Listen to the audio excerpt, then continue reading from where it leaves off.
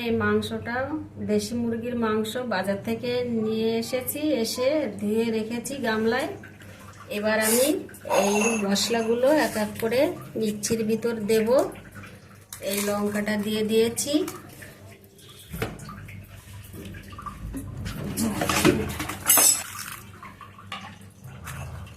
লঙ্কাটা একটু ধুয়ে দিয়ে এবার দিয়ে দিয়েছি কটা জিরে,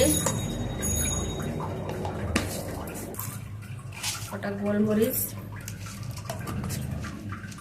দিয়েছি, এই যে গরম মশলা,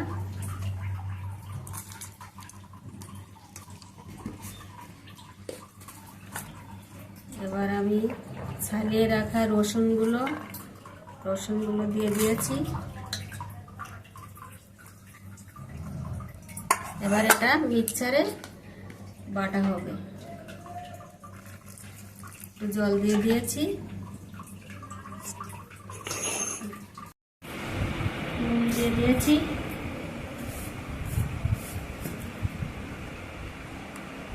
এবার দিয়ে দিয়েছি 1 চামচ হলুদ। পরিমাণে মশলা দিয়ে দিয়েছি, আদা বাটা, জিরে বাটা, লঙ্কা বাটা, গরম মশলা বাটা ও রসুন বাটা দিয়ে দিয়েছি। এবার আমি দিয়ে দিলাম কিছুটা তেল। এবার আমি এটাকে এই যে দেখুন কত সুন্দর ডিম হয়েছে বন্ধুরা, দেশি মুরগি, আর সুন্দর ডিম হয়েছে। আমি এবার এটাকে ভালো করে মাখিয়ে নেব মশলাটা। নেই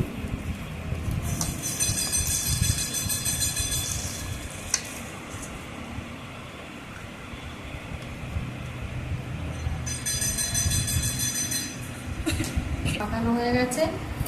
এবার আমি আলুগুলি ভাজবো।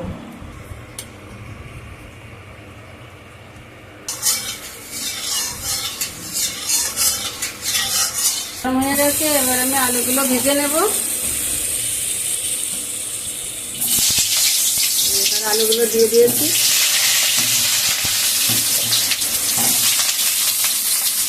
এগুলো লাল লাল করে ভেজে নেব।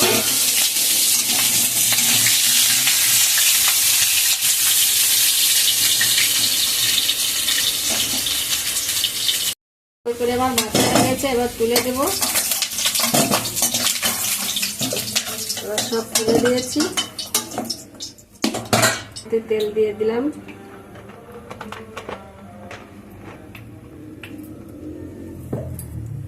তেজপাতা দিয়ে দিয়েছি,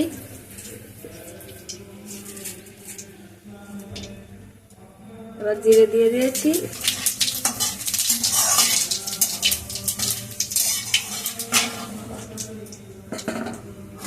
পেঁয়াজগুলো সব দিয়ে দিয়েছি।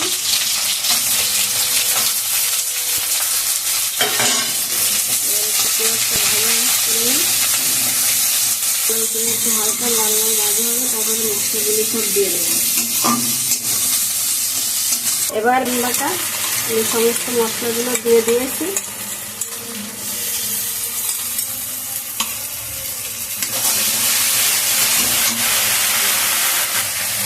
একটু হলুদ দিয়ে দিলাম,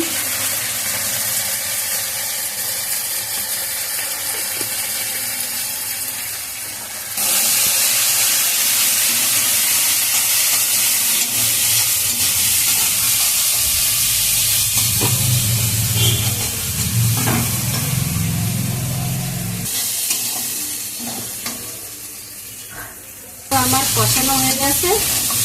এবার আমি মাংসটা দিয়ে দিলাম, মাংসটা দিয়ে দিয়েছি। এবার আমি ভালো করে কষিয়ে নিই, ডিমটাকে তুলে দিই, নাহলে গলে যাবে। ভালো করে কষিয়ে তারপর জল দিয়ে দেবো।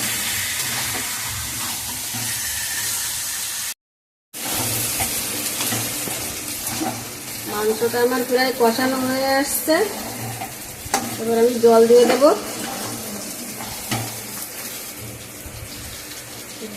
আমার কষানো হয়ে গেছে, এবার আলুটা দিয়ে দিয়েছি।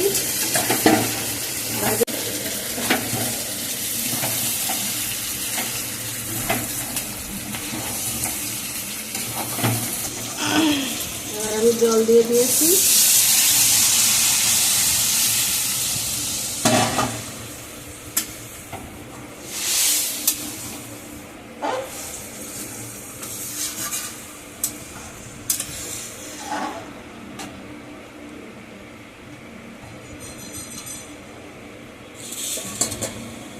ঢাকা দিয়ে দিলাম।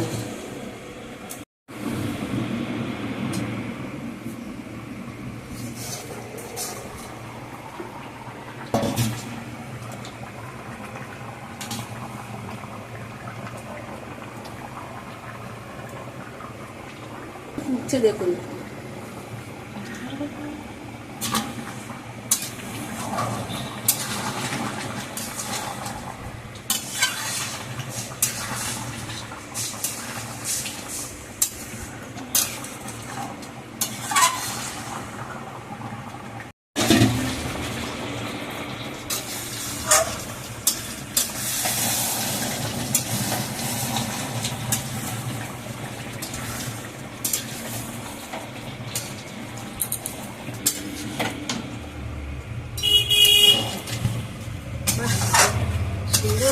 চেন্ট বেরোচ্ছে, তো হেভি চেন্ট বেরোচ্ছে।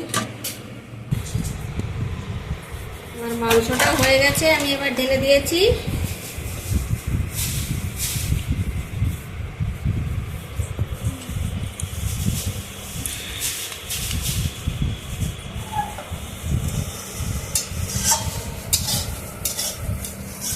এটা হচ্ছে দেশি মুরগি কষা।